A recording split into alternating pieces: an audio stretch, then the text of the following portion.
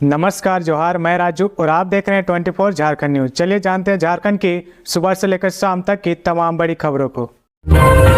जगन्नाथ महतो की पत्नी बनेंगी मंत्री, सोमवार को लेंगी शपथ। झारखंड के दिवंगत शिक्षा मंत्री जगन्नाथ महतो की पत्नी बेबी देवी महतो सोमवार को दोपहर 12:30 बजे हेमंत सोरेन की अगुवाई वाली यूपीए गठबंधन वाली सरकार के मंत्री के तौर पर शपथ लेंगी। राज्य की सत्तारूढ़ झारखंड मुक्ति मोर्चा के एक नेता ने इस मामले की जानकारी दी है। शिक्षा मंत्री जगन्नाथ महतो के निधन के बाद से हेमंत सोरेन सरकार की कैबिनेट में मंत्री का एक पद खाली है। जगन्नाथ महतो के पास स्कूल शिक्षा के अलावा साक्षरता एवं आबकारी विभाग था। बिहार से रजरप्पा मंदिर पूजा अर्चना कराने जा रही यात्री बस हजारीबाग में दुर्घटनाग्रस्त, एक की मौत, कई लोग घायल। झारखंड के हजारीबाग जिला में रविवार को सड़क दुर्घटना में एक की मौत हो गई और 12 से अधिक लोग घायल हो गए। सभी घायलों को इलाज के लिए अस्पताल पहुंचाया गया। गंभीर रूप से घायल लोगों को हजारीबाग रेफर कर दिया गया। बताया जा रहा है कि यह हादसा तब हुई जब यात्री बिहार से रजरप्पा मंदिर पूजा अर्चना करने जा रहे थे, जिसके बाद बस दुर्घटनाग्रस्त हो गई। यह घटना हजारीबाग के चौपारण NH2 पर घटी है। इस घटना में एक यात्री सिकंदर कुमार यादव की मौके पर ही मौत हो गई, जबकि बस में सवार दर्जन भर लोग घायल हो गए। दुर्घटनाग्रस्त बस बिहार के जहानाबाद से श्रद्धालुओं को लेकर रजरप्पा मंदिर पूजा अर्चना कराने जा रही थी। बस पर तकरीबन 30 यात्री सवार होकर बिहार के जहानाबाद से रजरप्पा मंदिर जा रहे थे। इसी बीच पिपरा के पास बस पलट गई। सूचना पाते ही पुलिस घटनास्थल पर पहुंचकर राहत कार्य में जुट गए। सभी घायलों को इलाज के लिए अस्पताल पहुंचाया गया।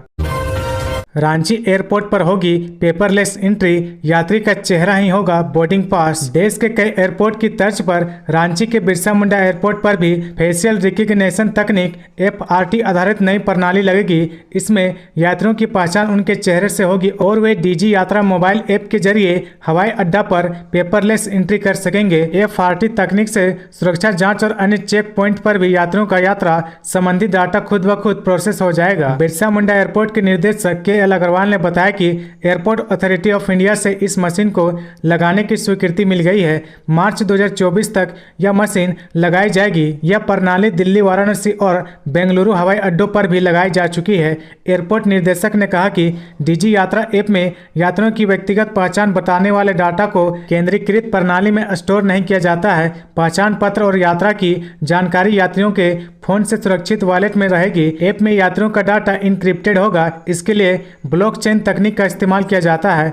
यात्रियों का डाटा हवाई अड्डे से 24 घंटे पहले साझा होगा और यात्रा पूरी होने के 24 घंटे में इसे हवाई अड्डों के सर्वरों से अनिवार्य रूप से मिटा दिया जाएगा। 2024 के चुनाव के लिए बीजेपी का एक ही मंत्र, बूथ जीतो चुनाव जीतो। बैठक में बनी रणनीति। भाजपा के प्रदेश संगठन महामंत्री करमबीर सिंह ने कहा कि 2024 के चुनाव का बिगुल बज चुका है, इसलिए सांगठनिक गतिविधियों के साथ संपर्क से समर्थन अभियान को गति देने की आवश्यकता है। उन्होंने संपर्क से समर्थन अभियान की तिथि को 10 जुलाई तक विस्तारित करने की घोषणा की है। श्री करमबीर सिंह शनिवार को भाजपा दक्षिणी छोटा नागपुर प्रमंडल की बैठक को संबोधित कर रहे थे। उन्होंने कहा कि जनसंपर्क अभियान का रुझान स्पष्ट झलक रहा है। जनता नरेंद्र मोदी को तीसरी बार भारत का प्रधानमंत्री बनाने के लिए संकल्पित है। उन्होंने कहा कि हम बूथ पर सक्रिय हो, मोदी जी के मंत्र को लेकर बार बार हर घर के दरवाजे पर जाएं, केवल वोट के लिए नहीं, जनता की सेवा के लिए, उनके दुख सुख में महाभागी बनने के लिए। उन्होंने कहा कि बूथ जीतो चुनाव जीतो, यही 2024 का एक मंत्र है। आगे बढ़ने से पहले अगर अभी तक आपने इस चैनल को सब्सक्राइब नहीं किया तो प्लीज सब्सक्राइब कर ले, जिससे आपको झारखंड की हर छोटी से बड़ी खबर की अपडेट आप तक पहुंचता रहे।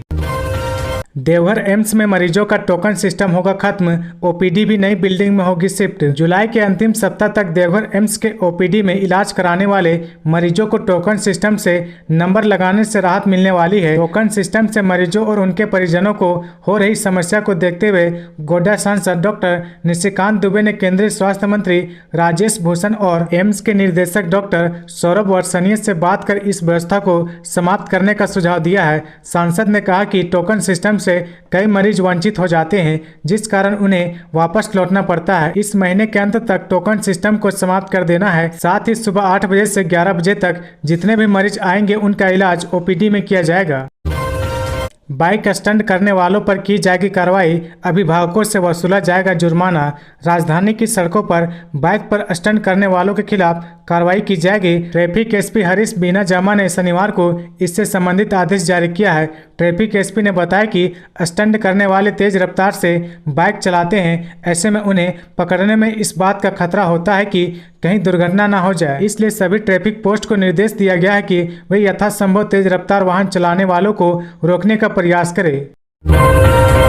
हिंसक झड़प मामले में धनबाद पुलिस आरोपियों की गिरफ्तारी को लेकर कर रही छापेमारी। भागते फिर रहे दोनों पक्षों के लोग। टोटो की बैटरी का चार्जर चोरी होने को लेकर छाताबाद केलूडी खटाल में शुक्रवार को दो पक्षों में हिंसक झड़प के बाद दोनों पक्षों में तनाव बना हुआ है। हिंसक झड़प के मामले में शनिवार को पुलिस ने दोनों पक्षों के 34 लोगों को गिरफ्तार कर जेल भेज दिया है। कतरास फुलारी टाड़ मार्ग के छाताबाद मेन रोड की दुकानें पूरी तरह बंद रही, जगह जगह पुलिस तैनात रही। इस संबंध में कतरास थानेदार रणधीर सिंह ने प्राथमिकी दर्ज कराई है। पुलिस की गिरफ्तारी से बचने के लिए लोग भागे भागे फिर रहे। फोर्स के साथ अग्निशमन वाहन की छाताबाद के पास लगा हुआ है। बाघमारा एसडीपीओ निशा मुर्मू, बाघमारा अंचल अधिकारी नवल किशोर सिंह, कतरास सर्किल इंस्पेक्टर पीके झा, कतरास थानेदार रणधीर सिंह, मधुबन थानेदार चंदन भैया, सोनार डीओपी प्रभारी श्वेता कुमारी सहित अन्य पदाधिकारी घटनास्थल पर नजर बनाए हुए हैं। कई बार अधिकारी पहुंचे थे। दो पीएलएफआई उग्रवादी हथियार के साथ गिरफ्तार, एक फरार। गढ़वा जिले में रंका पुलिस ने पीएलएफआई के दो सक्रिय उग्रवादी को हथियार के साथ गिरफ्तार किया है, जबकि एक उग्रवादी भाग निकला। इनमें परदेसी यादव उर्फ प्रदीप यादव पलामू जिला के चैनपुर थाना के कारसो और सीताराम चौधरी डंडा थाना के बिखी गांव का रहने वाला है, जबकि भागने वाले उग्रवादी का नाम कमलेश यादव है। तीनों सिंजो के भौराहा जंगल में छुपे हुए थे। इनके पास से 2 भरठूठा बंदूक, एक लोडेड पिस्टल, पीएलएफआई का पर्चा, सिम कार्ड, वर्दी, खाने पीने के सामान सहित अन्य सामग्री बरामद किए गए हैं। अग्निवीर रैली में पहले दिन 520 अभ्यर्थी सफल, 9 जुलाई तक चलेगी भर्ती। मोरावादी में चल रहे अग्निवीर भर्ती रैली के दूसरे दिन 1200 अभ्यर्थियों ने दौड़ लगाई, जिसमें से 520 उम्मीदवार सफल हुए। इन अभ्यर्थियों ने दौड़ के साथ साथ दूसरे फिजिकल गतिविधियों में हिस्सा लिया। शनिवार को गोड्डा, ईस्ट सिंहभूम, लोहरदगा जिले से आई अभ्यर्थी शामिल हुए। वहीं रविवार को कोडरमा, पश्चिमी सिंहभूम, गोड्डा व बोकारो जिले के अभ्यर्थी फिजिकल परीक्षा में शामिल होंगे। इन जिलों से लगभग 1300 अभ्यर्थी शामिल होंगे। बाइक में टक्कर मारने पर मांगा पैसा तो साथियों को बुलाकर पीटा, विरोध में थाने का घेराव। एक स्टूडियो संचालक के मोटरसाइकिल में स्कूटी सवार ने हरमू बाजार में धक्का मार दिया। इसके बाद स्टूडियो संचालक आशीष कुमार ने स्कूटी सवार को कहा कि उनकी मोटरसाइकिल में जो क्षति हुई है उसके एवज में पैसा दे। इस पर स्कूटी सवार ने कहा कि फोन कर घर से पैसा मंगवा कर देता हूं। इसके बाद उस व्यक्ति ने किसी को फोन किया और 10-15 लोग लाठी डंडे लेकर वहां पहुंचे। वहां पहुंचने पर सभी लोगों ने मिलकर आशीष के साथ मारपीट की, फिर सभी वहां से फरार हो गए। इसके बाद रात 9:15 बजे स्टूडियो संचालक व अन्य दुकानदारों ने घटना के विरोध में अरगोड़ा थाने का घेराव किया। तो ये थी आज की झारखंड की टॉप बड़ी खबरें। इसी तरह झारखंड की हर छोटी सी बड़ी खबर देखने के लिए आप हमारे चैनल 24 झारखंड न्यूज को सब्सक्राइब करके बेल आइकन प्रेस कर ले, जिससे आपको झारखंड की हर छोटी सी बड़ी खबर की अपडेट आप तक पहुंचता रहे। तो आज के लिए बस इतना ही। हमें दीजिए इजाजत, फिर मिलते हैं नेक्स्ट न्यूज में।